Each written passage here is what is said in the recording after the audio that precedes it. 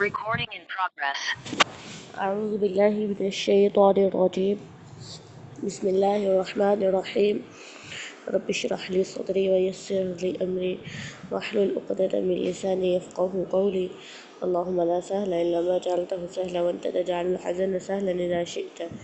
يا معلم آدم علمنا ويا مفهم سليمان فهمنا. اللهم أخلصنا بوجهك الكريم آمین. اور آج ہمارا انشاءاللہ ٹاپک ہے ادغام کا بیان. یہ بھی ایک آسان ٹاپک ہے، ٹھیک ہے، تو نکال لیں. بس ایک دو ٹاپک ہی رہ گئے ہمارے. ادغام کا بیان پیج نمبر ہے 73. ٹھیک ہے، 73.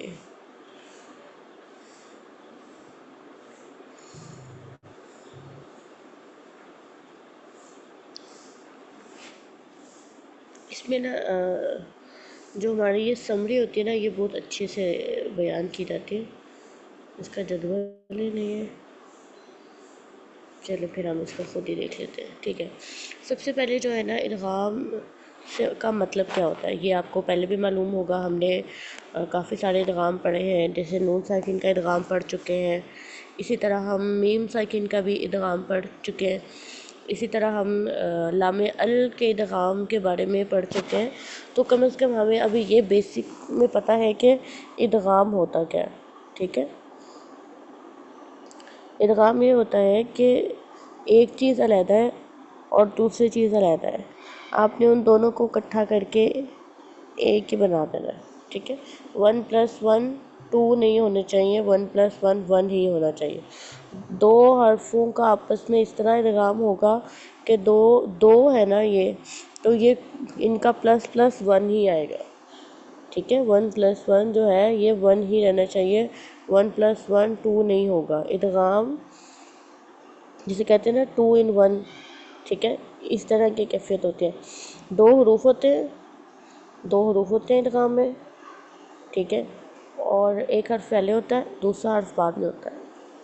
تو جو پہلے والا حرف ہوتا ہے اس کو دوسرے والے حرف کے اندر ہم داخل کرتے ہیں تو دونوں حروف کی جو آواز آتی ہے وہ ایک آواز ہوتی ہے. دو حرف ایک ہی آواز میں ادا ہوتے ہیں. اب ادغام کی مختلف قسمیں ہیں، انشاءاللہ اس چیپٹر میں پڑھیں گے. پہلی جو قسم ہے وہ مدغم کے اعتبار سے ہے. ٹھیک ہے، اب مدغم کیا ہوتا ہے؟ میں نے آپ کو یہ سمجھایا کہ ادغام ہونے کے لیے دو حرف ہوتے ہیں، ایک پہلا حرف، ایک دوسرا حرف. ٹھیک ہے، جو پہلا حرف ہوتا ہے اس کا نام ہوتا ہے مدغم، اور جو دوسرا ہوتا ہے اس کا نام ہوتا ہے مدغم فی. یہ آپ نے یاد رکھیں، جو پہلا حرف ہوتا ہے اس کا نام کیا ہوتا ہے مدغم، اور جو دوسرا حرف ہوتا ہے اس کا نام ہوتا ہے مدغم فی. ٹھیک ہے، مدغم وہ حرف جس کا ادغام ہونا ہے، اور مدغم فی ہی جس میں ادغام ہونا ہے.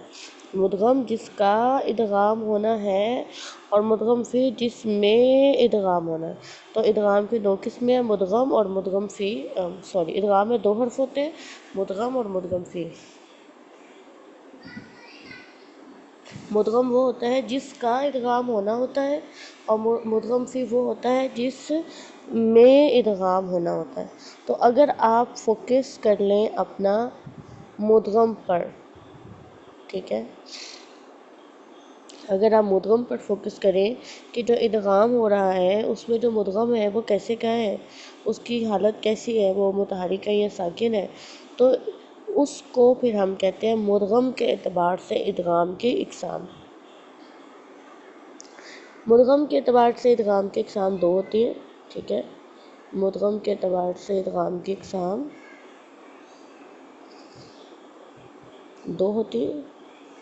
ٹھیک ہے، ادغام کی مدغم کے اعتبار سے دو قسمیں ہوتی ہیں. لیکن اس سے پہلے آپ مجھے یہ بتائیں کہ آپ کو یہ بات سمجھ آ گئی ہے کہ مدغم کیا ہوتا ہے اور مدغم فی کیا ہوتا ہے.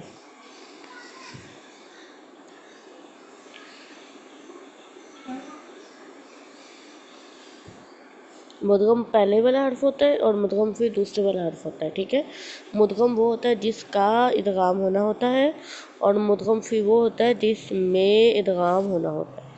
مدغم کا ادغام ہونا ہوتا ہے اور مدغم فی میں ادغام ہونا ہوتا ہے۔ مدغم ہمیشہ پہلے آتا ہے اور مدغم فی بعد میں آتا ہے۔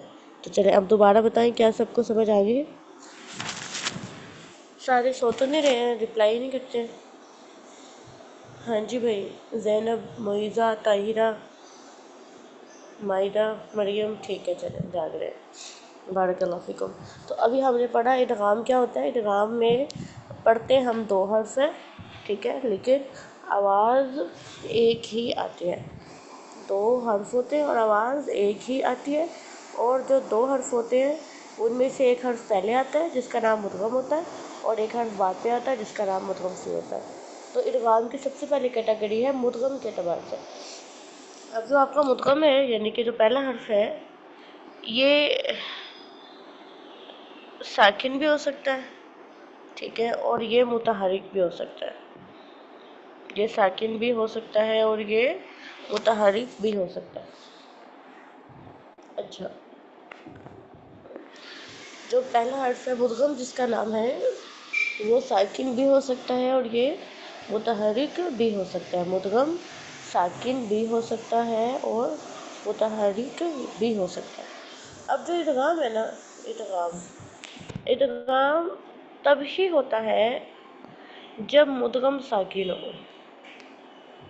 یعنی کہ اگر دو لوگ ہیں نا، ایک کی اپنی رائے ہے، دوسرے کی اپنی رائے ہے، ایک کہتا ہے میں ادھر کو جاؤں گا، دوسرا کہتا ہے، دونوں ہی بولی جا رہے ہیں، تو پھر مسئلہ کبھی بھی حل نہیں ہوتا، ٹھیک ہے۔ اگر دو لوگ ہوں اور ایک بندہ خاموش ہو جائے اندر سے اور ایک بولتا رہے تو مسئلہ حل ہو جاتا ہے۔ تو ادغام میں بھی ایسے ہیں، دو حرف ہوتے ہیں، جو پہلا حرف ہوتا ہے مدغم، وہ خاموش ہو جاتا ہے، وہ ساکن ہوتا ہے، اور جو دوسرا حرف ہوتا ہے مدغم فی، وہ بولتا ہے، ٹھیک ہے۔ بولنے کا مطلب ہے وہ متحرک ہوتا ہے، اس کی آواز آتی ہے، اس کی حرکت سنائی دیتی ہے۔ اگر کبھی ایسا ہو کہ مدغم جو ہے وہ ساکن نہ ہو تو 100% صحیح بات ہوگی کہ ادغام نہیں ہوگا۔ ادغام کے لیے جو مدغم ہے اس کو ہی خاموش ہونا پڑتا ہے، اس کو ہی ساکن ہونا پڑتا ہے۔ یہ انتہائی اہم ہے، اگر مدغم ساکن نہیں ہوتا تو ادغام نہیں ہوتا۔ ادغام کے لیے مدغم کا ساکن ہونا ضروری ہے۔ اگر مدغم جو ہے وہ ساکن نہیں ہوتا تو ادغام بھی نہیں ہوتا۔ اگر مدغم ساکن نہیں ہوتا تو ادغام بھی نہیں ہوتا۔ اب کیا ہے کہ جو مدغم ہے قرآن میں کبھی تو وہ ساکن آتا ہے اور کبھی متحرک آتا ہے۔ اب جب ساکن آتا ہے تب تو آرام سے ادغام ہو جاتا ہے نا، تب تو مسئلہ ہی نہیں ہے۔ لیکن جب مدغم متحرک آ جاتا ہے تو ہم نے تو یہ کہا ہے کہ جب تک مدغم ساکن نہیں ہوگا اس کا ادغام نہیں ہوگا، تو پھر کیا کرنا پڑتا ہے؟ متحرک کو خود ساکن کرنا پڑتا ہے۔ متحرک حالت میں ادغام نہیں ہوتا، متحرک کو خود ساکن کرنا پڑتا ہے اور ساکن کرنے کے بعد ادغام کرنا پڑتا ہے۔ چلے میں ایک بار ریپیٹ کرتی ہوں، میں نے کیا سمجھایا ہے۔ میں نے یہ سمجھایا ہے کہ ادغام کرنے کے لیے انتہائی ضروری ہے کہ جو آپ کا مدغم ہے وہ ساکن ہو۔ اگر آپ کا مدغم ساکن نہ ہو، متحرک ہو، تو اس کو بھی ہم پہلے ساکن کرتے ہیں۔ اگر ساکن نہیں کریں گے تو ادغام نہیں ہوگا، ٹھیک ہے۔ ادغام کرنے کے لیے حرف کا، اور حرف بھی کون سا؟ پہلے والا جو مدغم ہے، اس کا ساکن ہونا انتہائی ضروری ہے۔ اگر یہ ساکن نہ ہو، یہ متحرک ہو، تو اس کو بھی کیا کرنا پڑتا ہے؟ ساکن کرنا پڑتا ہے۔ تو اب آپ کے پاس جو مدغم ہے اس کے اعتبار سے دو ادغام کی قسمیں ہیں۔ ایک قسم ہے کہ پہلے ہی ساکن ہو، ٹھیک ہے، اور ایک قسم ہے کہ پہلے متحرک ہو، یعنی کہ زبر زیر پیش والا ہو، اور اس متحرک کو جو ہے آپ خود ساکن کریں، ٹھیک ہے۔ اور یہ پہلے والا جو ہے یہ ساکن ہوگا، اس کا سیدھا ادغام ہو جائے گا، اور جو متحرک والا ہے اس کو آپ کو پہلے ساکن کرنا پڑے گا، ساکن کر کے ادغام کرنا پڑے گا، ٹھیک ہے۔ تو اب جو پہلے سے ہی ساکن ہوتا ہے اس میں آپ دیکھ کے پہلے ساکنہ ادغام کر دیا، چھوٹا کام ہے نا، اس کو ادغام صغیر کہتے ہیں۔ اور جب آپ کو متحرک کو پہلے ساکن کرنا پڑتا ہے پہلا سٹیپ، اس ساکن کا ادغام کرنا پڑتا ہے دوسرا سٹیپ، اس میں بس ایک ہی سٹیپ ہے، تو اس میں سٹیپ زیادہ ہو جاتے ہیں، اسے ہم کہتے ہیں ادغام کبیر۔ ٹھیک ہے، سمجھ آ رہی ہے؟ چلے ایک بار ریپیٹ کرتے ہیں کہ ہمارے پاس جو مدغم ہے، ٹھیک ہے، ہمارے پاس مدغم ہے، مدغم اب ہمارے پاس دو طرح سے آ سکتے ہیں۔ پہلا یہ ہے کہ پہلے ہی ساکن ہو، پہلے ساکن ہو۔ دوسرا یہ ہے کہ پہلے متحرک ہو، پہلے کیا ہو؟ متحرک ہو۔ تو جو ساکن ہوتا ہے اس کو آپ کیا کرتے ہیں؟ اس کا سیدھا ادغام کر دیتے ہیں، کیونکہ ساکن حالت میں ادغام ہو جاتا ہے۔ لیکن متحرک حالت میں آپ کیا کرتے ہیں؟ پہلے اس کو ساکن کرتے ہیں، ٹھیک ہے، اور ساکن کرنے کے بعد جا کر آپ اس کا ادغام کرتے ہیں، ٹھیک ہے۔ اب کیا ہے کہ پہلے ساکن تھا، آپ نے ادغام کر دیا ایک ہی سٹیپ ہے، لیکن پہلے متحرک تھا، آپ نے اس کو ساکن کیا ایک سٹیپ ہے، ساکن کرنے کے بعد ادغام کیا دوسرا سٹیپ ہے، تو اس میں کام تھوڑا ہوتا ہے، تو اس کو ہم کہتے ہیں ادغام صغیر، اور اس میں سٹیپ زیادہ ہو جاتے ہیں، اس کو کہتے ہیں ادغام کبیر، ٹھیک ہے۔ بس مدغم کے اعتبار سے، مدغم کے اعتبار سے ادغام کی، مدغم کے اعتبار سے ادغام کی دو قسمیں ہیں، مدغم کے اعتبار سے ادغام کی دو قسمیں ہیں، ٹھیک ہے۔ اگر آپ کا جو مدغم ہے وہ پہلے ہی ساکن ہو، ٹھیک ہے، پہلے ہی ساکن ہو اور آپ اس کا ادغام کرتے ہیں، وہ ادغام صغیر ہوگا، اور اگر پہلے ساکن نہ ہو، آپ پہلے اس کو ساکن کریں اور پھر ساکن کرنے کے بعد آپ ادغام کریں، تو اس کو ہم کہتے ہیں کہ یہ ہمارا ادغام کبیر ہے۔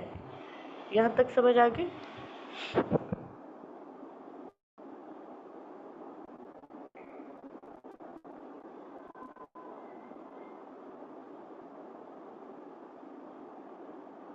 باقی لوگ، 3 لوگوں کو سمجھ آ گئی،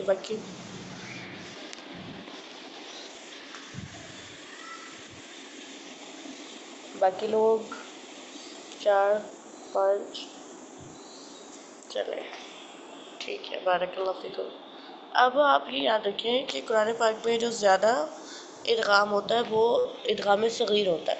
آپ مجھے خود بتائیں، نون ساکن اور نون تنوین کا ادغام خود بتانا ہے، ٹھیک ہے، دھیان سے سوچیں۔ نون ساکن اور نون تنوین میں بھی نون ساکن ہی ہوتا ہے، اس میں ساکن ہے، پہلے سے ہی ساکن ہے، تو نون ساکن اور نون تنوین کے جتنے بھی ادغام ہوں گے، نون ساکن اور نون تنوین کے جتنے بھی ادغام ہوں گے وہ ادغام صغیر ہوں گے یا کبیر ہوں گے؟ نون ساکن اور نون تنوین کے جتنے بھی ادغام ہوں گے ان کو آپ ادغام صغیر بولیں گے یا ادغام کبیر بولیں گے؟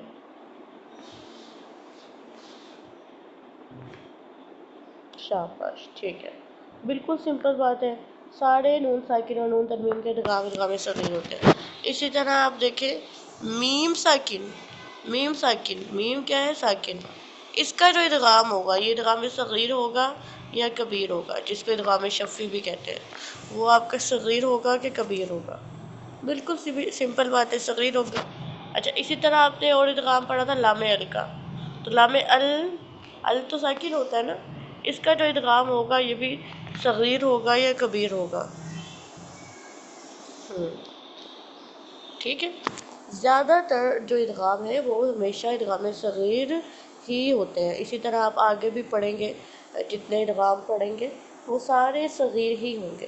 قرآن پاک میں سارے ادغام صغیر ہی ہوتے ہیں، صرف قرآن پاک کے 5 لفظ ہیں، صرف 5 لفظ ہیں جن میں ادغام کبیر ہوا ہے، وہ ہم نے آج یاد کرنے۔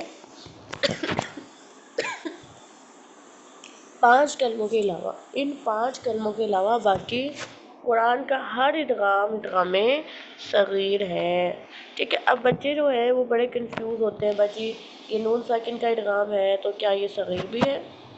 بڑے اس چیز کو مکس کرے ہوتے ہیں کہ دو قسم کا ادغام ہے، تین چار قسم کا ادغام ہے.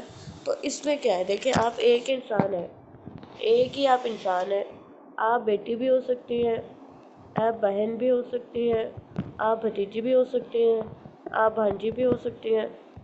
جس رخ سے دیکھیں گے اس رخ سے آپ کا رول ڈیفرنٹ ہو سکتا ہے. بہت سارے رول ہوں گے، یہ تو میں نے 4 ہی لکھے ہیں، اور بھی بے شمار ہیں. اور پھپھو ہو سکتی ہیں، خالہ ہو سکتی ہیں، چاچی ہو سکتی ہیں، مامی ہو سکتی ہیں، تائی ہو سکتی ہیں. ایک آپ انسان تو ایک ہی ہے نا، لیکن جس رخ سے جا کے دیکھیں گے اس رخ سے ہی آپ کا ایک ڈفرینٹ رول جو ہے وہ نظر آئے گا.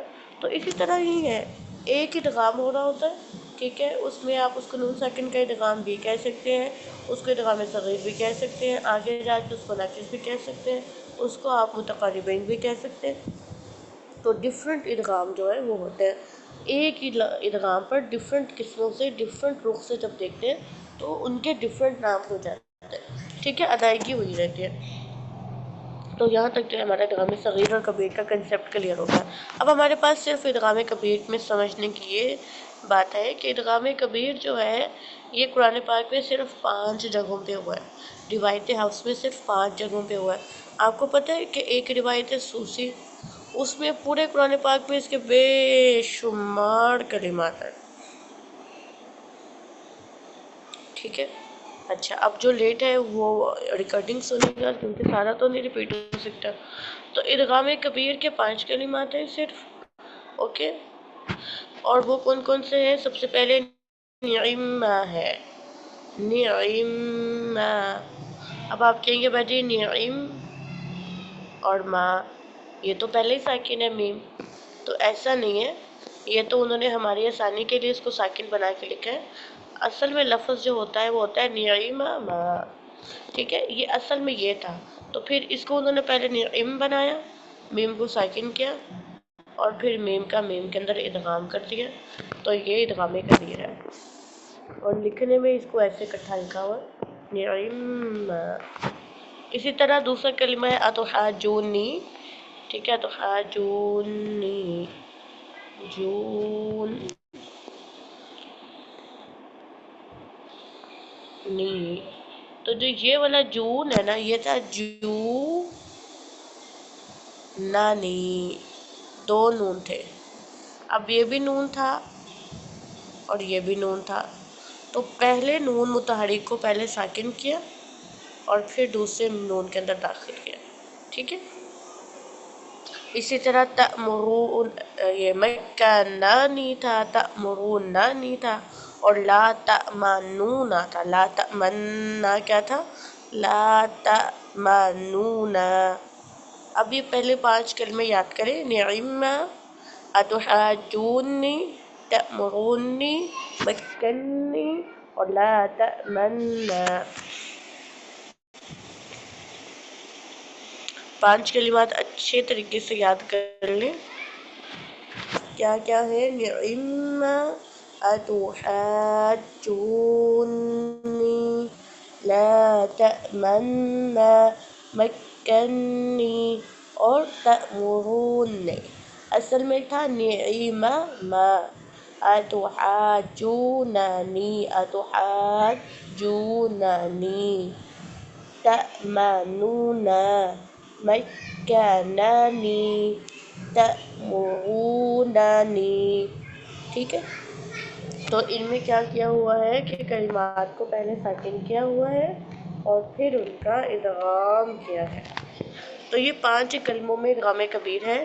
اس کے علاوہ روایت حفص میں کہیں بھی ادغام کبیر نہیں ہوتا. ہر ادغام وہ مثلین ہو، متجانسین ہو، متقاربین ہو، یا آپ اس کو تام ناقص کے پہلو سے دیکھ لیں یا نون یا میم کے پہلو سے دیکھیں یا کسی بھی پہلو سے دیکھیں، ہر ادغام صغیر ہوتا ہے. صرف 5 کلموں میں ادغام کبیر ہوتا ہے. اب یہاں پہ ایک بہت بات ہے سمجھنے والی، کوشش کریں کہ آپ کو سمجھ آئے. وہ یہ ہے کہ آپ سارے کلموں کو دھیان سے دیکھیں. ایک لفظ ہے نعمہ ما تھا پہلے، ٹھیک ہے. ایک لفظ جو ہے وہ، اب میں سارا تو نہیں کھول رہی، بس جو حرکت ہے وہ نانی تھا، اور اسی طرح جو نانی تھا تو جو نانی، اور اسی طرح مکہ نانی تھا، صحیح ہے۔ اور ایک کلمہ ہے جو تأمنونا، اس کی اصل میں یہ جو تھا ایسے تھا نونا۔ اب یہ جو ہے نا جس کو آپ نے ساکن کیا وہ زبر تھے، زبر تھی آپ نے ساکن کی، یہاں بھی زبر تھی آپ نے ساکن کی، اب یہاں بھی زبر تھی آپ نے ساکن کی، یہاں بھی زبر تھی آپ نے ساکن کی، لیکن یہاں پیش کو تھی، پیش آپ نے ساکن کیا، بلکہ ہر جگہ زبر کو ساکن کیا اور ایک کلمہ جو ہے اس میں پیش کو ساکن کیا۔ اب جو زبر ہوتی ہے نا تو آپ کو پتہ ہے زبر پہ وقف اسکان کے ساتھ ہی ہوتا ہے، یعنی کہ اگر آپ زبر کو ساکن پڑھتے ہیں، کسی چیز کو ساکن کرتے ہیں تو آپ کو پتہ چل جاتا ہے اس کے اصل میں زبر ممکن ہے، ٹھیک ہے۔ تو اگر آپ لا تأمنا اس کو بھی ساکن کر کے پڑھیں گے، لا تأمنا، تو آپ کو یہ نہیں پتہ چلے گا کہ اس کی اصل میں زبر ہے، زیر ہے یا پیش ہے، ٹھیک ہے۔ تو اس لیے کیا کرتے ہیں، ان چار جو کلمات ہیں نا، یہ جو پہلے چار کلمے ہیں ان کو سادہ ادغام کبیر کرتے ہوئے ساکن نہیں کرتے ہیں، لیکن لا تأمنا جو ہے جب اس کو ساکن کرتے ہیں تو اس میں روم یا اشمام کرتے ہیں۔ روم اور اشمام کیا ہے، وہ یہ بتا دیتے ہیں کہ اصل میں پیش ہے، تو کوئی اس کی اصل کو لا تأمنا نہ سمجھ لے جیسے باقی کلموں میں زبر ہے، تو اس اصل کو نکالنے کے لیے کہ اصل میں پیش ہے تو اس لیے یہاں پر روم یا اشمام بھی کیا جاتا ہے، ٹھیک ہے۔ میں آپ کو بات دوبارہ سمجھاتی ہوں کہ 5 کلمے ہیں، آپ پانچوں کی اصل کو دیکھیں، ہر کلمہ جو ہے اس کی اصل میں جو حرکت ساکن ہوئی ہے وہ فتح تھی، ٹھیک ہے۔ تو فتح کو تو ساکن کر دیتے ہیں، فتح کے علاوہ فتح کے پاس کوئی اور ہوتا ہی نہیں ہے سولوشن، آپ کو پتہ ہے کہ فتح کو ساکن ہی کیا جاتا ہے، بس نہ اس پہ روم ہوتا ہے نہ اشمام ہوتا ہے، ٹھیک ہے۔ تو اب فتح ہے اور ضمہ ہے، کچھ کلمات کی اصل میں فتح ہے اور ایک کلمہ کی اصل میں ضمہ ہے، تو اب دونوں کو ڈفرینشیٹ کیسے کریں گے کہ اس کی اصل میں فتح ہے اس کی اصل میں ضمہ ہے، تو فتح کو تو ہم ساکن ہی کرتے ہوتے ہیں، تو فتح کو ساکن کر دیا اور جو ضمہ ہے اس میں ہم نے اشمام یا روم کر کے بتا دیا، تو ہمارا اشمام اور روم ہے اس نے اس چیز کو کھول دیا کہ اس کی اصل میں ضمہ ہے، اور یہ اشمام اور روم کرنا ضروری ہے۔ آپ لا تأمنا سادہ غنہ نہیں کر سکتے، جیسے مکنی میں سادہ غنہ ہے، تأمرونی میں سادہ غنہ ہے، تو حاجونی میں سادہ غنہ ہے، نعمہ میں سادہ غنہ ہے، تو تأمنا میں سادہ غنہ نہیں کر سکتے، ٹھیک ہے۔ کیوں نہیں کر سکتے ہیں، کیونکہ پتہ نہیں چلے گا کہ اس کی اصل میں ضمہ ہے یا کیا ہے، تو اس ضمہ کی خاطر جو ہے آپ کو روم یا اشمام کرنا پڑتا ہے، ٹھیک ہے۔ یہ بات سمجھ آئی ہے کہ تمنا کی جو ادائیگی ہے وہ باقی کلمات سے ڈیفرنٹ کیوں ہے، کیونکہ اس کے ادغام کی جو اصل ہے وہ ضمہ کے ساتھ ہے، اور ایسی قرآن میں کوئی مثال نہیں ہے جس میں آپ کو ضمہ کو ساکن کر کے ادغام کرنا پڑے، باقی ساری مثالوں میں تو پہلے ہی ساکن ہوتا ہے، اور جہاں ساکن نہیں ہوتا 4 مثالوں میں فتح ہے، فتح کو آپ نے ساکن کر دیا، اور ایک ہی مثال میں قرآن پاک میں ضمہ آئی ہے، تو اس لیے لا تأمنا میں جو ہے یہ منفرد سا کلمہ ہے، اس کی ادائیگی بڑی علیحدہ ہے، ادغام اشمام یا روم کے ساتھ ہوتا ہے۔ تو کیا آپ کو یہ 5 ادغام کبیر کے کلمات میں سے جو لا تأمنا کلمہ ہے اس کا فرق سمجھ آ رہا ہے کہ اصل میں فرق جو ہے وہ مدغم کی حرکت میں ہے، مدغم کی حرکت میں ہے، 4 کلموں میں مدغم کی حرکت پتہ ہے اور ایک کلمہ میں جو ہے مدغم کی حرکت وہ ضمہ ہے، تو فتح کو ساکن کر دیا، ٹھیک ہے، ساکن نے بتا دیا چلیے اس کے اصل میں فتح ہے، فتح کے پاس اور کوئی آپشن نہیں ہوتا نا، ڈفرینشیٹ کرنے کے لیے فتح اور ضمہ کو ساکن کر دیا، فتح کو اور ضمہ کو ہم ساکن کر سکتے ہیں، آپ کو پتہ ہے ضمہ کو بھی ساکن کر سکتے ہیں، ضمہ پر وقف الاسکان ہوتا ہے نا، تو ضمہ کو بھی ساکن تو کر سکتے ہیں، لیکن اگر ساکن کر دیں گے تو پھر کیا ہوگا کہ فتح اور ضمہ کا فرق ختم ہو جائے گا۔ تو فتح اور ضمہ کا فرق رکھنے کے لیے ہم یہاں پہ ضمہ کو ساکن نہیں کرتے، یہاں تو اشمام کرتے ہیں یا پھر روم کرتے ہیں۔ تو آپ کو سب سے پہلے یہ بتائیں کیا فرق سمجھ آ رہا ہے یا نہیں آ رہا ہے؟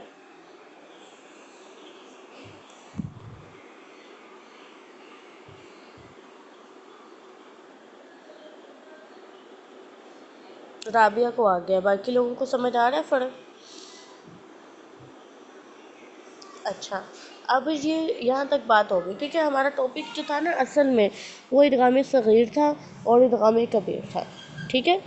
اور اس کے بعد ہم نے ادغام صغیر کی ڈیفینیشن ہمیں اچھے سے سمجھ آ گئی، ہمیں یہ بھی سمجھ آ گئی کہ ادغام صغیر جو ہے وہ 5 کلموں میں سب میں ہوتا ہے اور کبیر 5 کلموں میں ہوتا ہے۔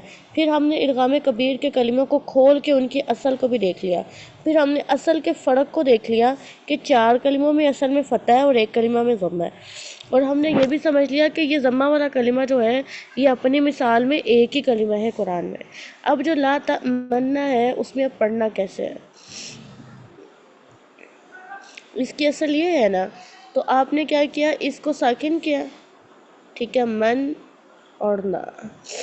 اب آپ نے کیا کرنا ہے، جب آپ نے لا تمنا پڑھنا ہے نا، تو اس میں اشمام کیسے ہوگا، اشمام کیسے ہوگا؟ اشمام آپ کو پتہ ہے کہ اشمام میں حرکت ساکن رہتی ہے، یہ ٹاپک ہم اچھے سے پڑھ آئے ہوئے ہیں روم اور اشمام والا نا۔ تو اشمام کیا ہوتا ہے، اشمام میں حرکت ساکن رہتی ہے، حرکت کی آواز نہیں آتی ہے، اشمام میں حرکت کی آواز نہیں آتی۔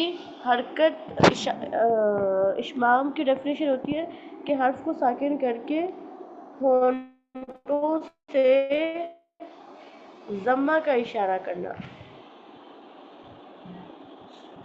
یہ ڈیفینیشن ہے اشمام کی۔ تو اب ہم نے کیا کرنا ہے، حرکت کو ساکن کیا، من ایسے ہے نا، تو اب کیا ہوگا، جب ہم غنہ پہ پہنچیں گے تو غنہ ساکن ہی رہے گا اور ہونٹ گول ہوں گے، لا تمن تمن تمن، اور اشمام کا تعلق سننے سے نہیں ہے، دکھنے سے ہے، ٹھیک ہے، یہ دکھ کر سمجھ آئے گا۔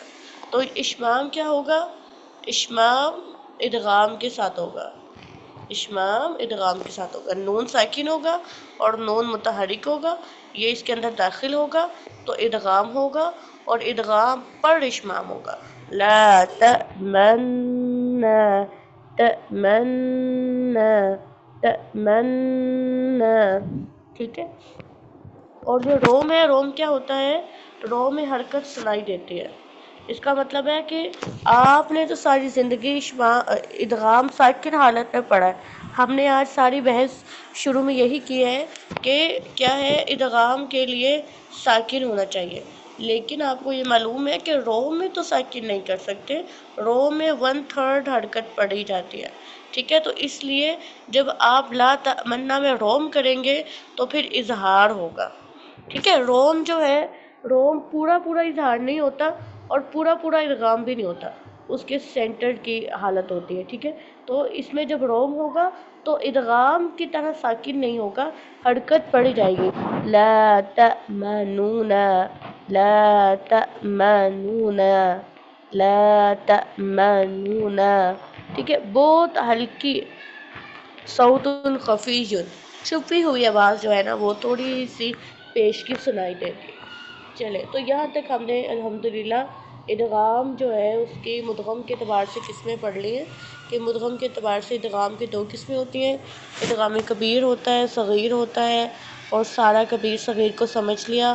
قرآن پاک میں کبیر کی 5 مثالیں ہیں، کبیر کی مثالوں کو کھول بھی لیا، اور لا تأمنون کا باقی کلمات کے ساتھ فرق بھی دیکھ لیا، اور پھر لا تأمنون کی ادائیگی میں 2 ادائیگیاں ہیں، ادغام مال اشمام کر لیں یا اظہار مال روم کر لیں۔ آپ یہاں پہ ادغام مال اسکان نہیں کر سکتے، کیونکہ ادغام مال اسکان باقی 4 مثالوں میں ہو رہا ہے، اگر 5ویں مثال میں بھی کر لیں گے تو یہ شبہ پیدا ہوگا کہ شاید اس کی اصل میں بھی فتح ہی ہے، ٹھیک ہے۔